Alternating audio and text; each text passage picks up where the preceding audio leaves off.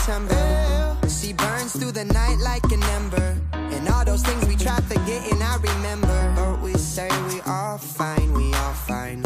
Sunny day dreams and we up now. Vodka lemonade, I served it up, it goes down. 75. What is up, Ashes family, and welcome back to another vlog. So today, as you can tell by the title, we will be telling our love story. But as you can obviously see that I don't have my husband here, so I'm going to be reacting to him telling this story. Pretty fun, huh? Before I react to Reg telling this story, every time Reginald tells our love story, he never tells it right. And it makes me so mad. He literally never tells it right. But we'll see. You guys get to see it with me, and so we'll see if he tells the truth this time. Let's go. What's up, Ashes family, and welcome back to our YouTube channel. Today we're going to be talking about myself and Mo's love story. Myself and Mo, we both met in Adelaide, South Australia. I think it would have been around 2014. We're actually serving our full-time missions for our church, the Church of Jesus Christ of Latter-day Saints. And on your church missions, you're not supposed to be flirting with other, like, opposite sex, you can say. But I noticed a lot of times Mo used to like flirt with me, and I used to be a really good missionary, by the way, just saying. Wow. See what I mean? He never tells the story right. He literally is starting this off with not telling the truth. Literally, all missionaries who knew me out on a mission would know that me and this guy here did not get along at all. And so he is lying right now, guys.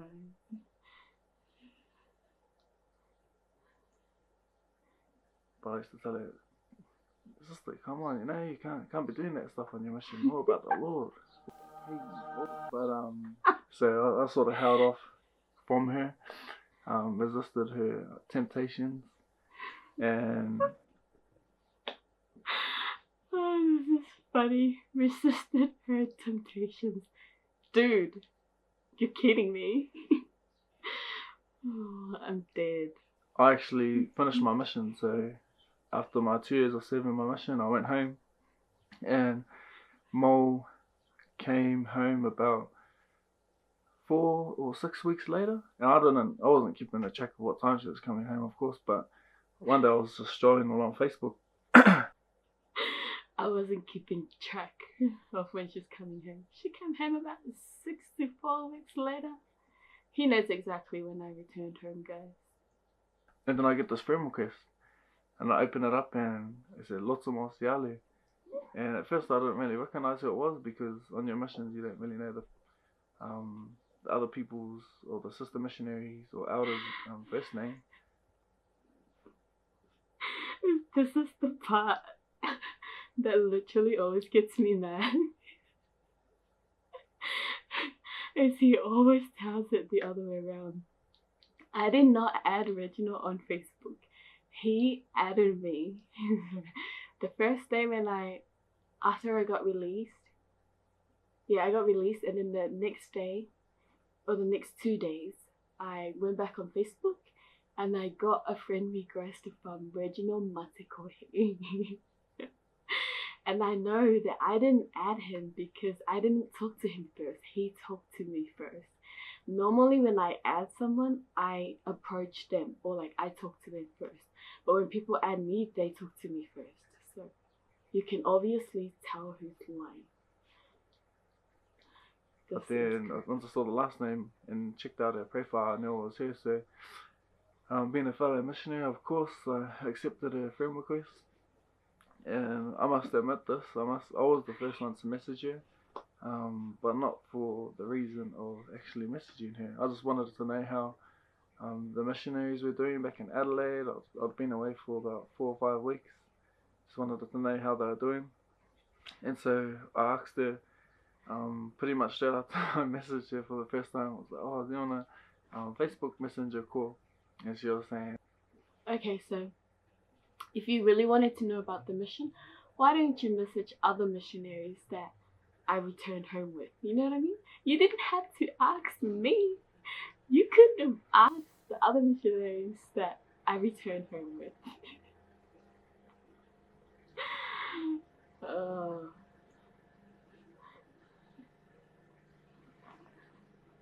oh, I didn't even know how to do that. She'd just been home a few days actually, and so I think her brother, Gunga, helped her set it up, and then we ended up talking for a while, actually for maybe an hour and a half, 2 hours, and it was actually a pretty good conversation, I must admit. After we finished talking, I remember us hanging up and we continued to message each other, and pretty much talking about the same things we talked about in that Skype call, the missionaries and the mission, what our plans for now that we're both home.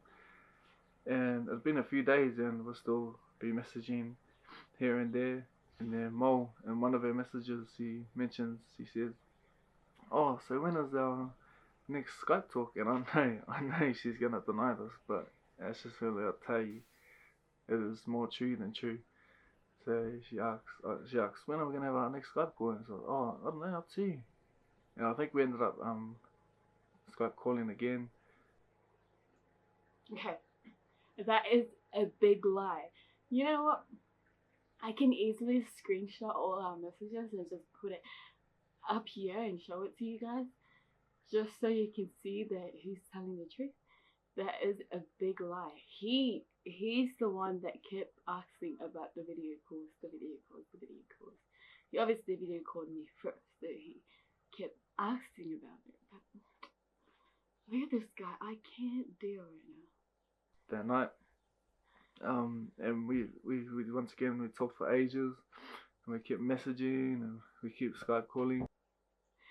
By the way, these messages and these Skype calling conversations, we would literally talk about,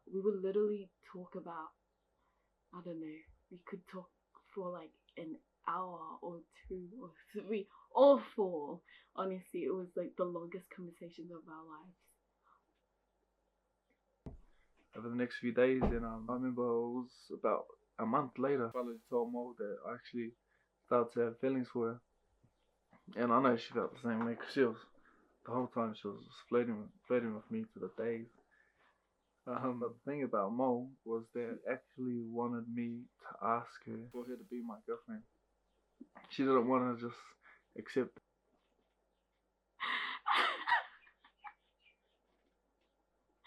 I'm dead.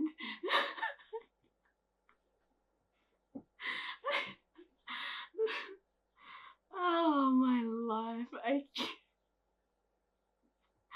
I didn't even think I can watch any more of this.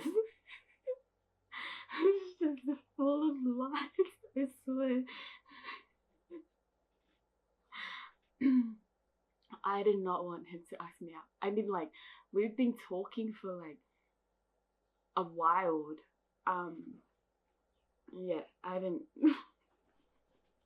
If anything, we weren't even talking about us, you know?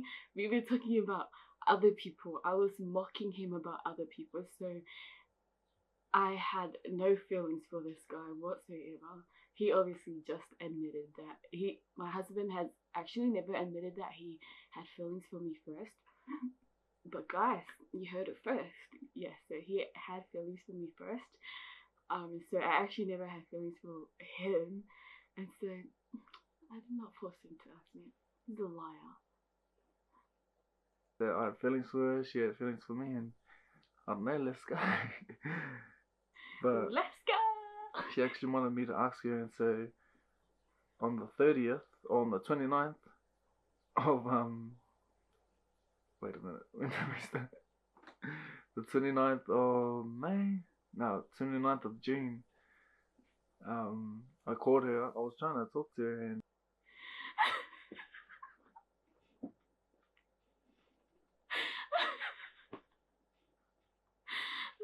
wait, let me keep watching this to see if that's the date he thinks we started dating. She was trying to find a quiet place to talk to me too, because she knew that I was gonna tell her and ask her out, but her brothers keep being annoying, keep like coming into the conversation and wouldn't get out of her room.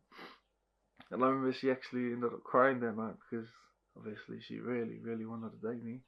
So the next day we tried again. We tried Oh goodness, she really, really, really, really wanted to date me. I didn't cry because of that, by the way. I don't even think I cried. I think I was just being annoyed at my brothers. Kept annoying me. But they were funny. It was funny. calling again, and because the night before was such a fail, Mom was really hoping that we'll actually be able to talk this time. And in that phone call, I asked her out, and she said yes. Like, how can she not? And over the next few months, we kept talking, keep video calling. Okay. So I think he thinks that we started dating on the 29th of June. Boy, like for real, you never get this right. We started dating on the 30th of June. Oh, terrible. Never remembers. And she actually came to visit me in New Zealand. We went on our first date. I did not come to visit him in New Zealand, guys. So when I got back on my mission, my parents and my siblings wanted to pay for my flight, either to go to New Zealand or to go to Samoa. I didn't want to go to Samoa because of a few reasons that I had, but I wanted to come to New Zealand to just visit my family, to visit my nana and uncles and aunties and cousins and my siblings who are over here. So first thing first, get it right. I did not come to visit him in New Zealand. We just seemed to, while we were talking, my ticket was already paid. A few months after that, I went over to Brisbane, met her family, which was really, really cool. And then after that visit, I think just like seeing how much opportunities you can get in Brisbane really made me wanna move over there, as well as a few of my family were staying in Brisbane, so that made me want to move over there too. I didn't want to move over there because of Mo. That wasn't my only reason. He's so funny. Reg would always say, I moved over for my sisters, or my siblings because he stayed with his sister. He moved over because he wanted to spend times with them and everything. But that is a big lie. He moved over because of me.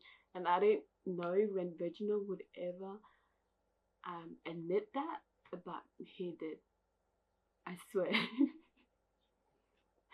But maybe a small part of the reason. And yeah, we once I moved over there, we kept dating. Trust. I proposed to her in March, I think it was. Are you kidding me? He never remembers anything, I swear. We got engaged on the 23rd of February, to be exact. Okay? As you can tell, my husband, I don't know, boys. Or late February, early March. And from there we started planning our wedding. And then we ended up getting married on the 27th of October, 2018. Pregnant not so long later. Had our daughter Angelina, as you know. And now we're living happily ever after. Ashes family, one thing to remember. Mo sent that Facebook friend request. She's going to try to lie to you. Oh, I can't even deal, I swear. But yes, we lived happily ever after. Guys, just know that everything I have said while reacting to this are all true. I promise you. I promise you are all true. It's pretty funny. Anyways, We hope you have enjoyed our love story, Ashes family. Here we are, living happily ever after.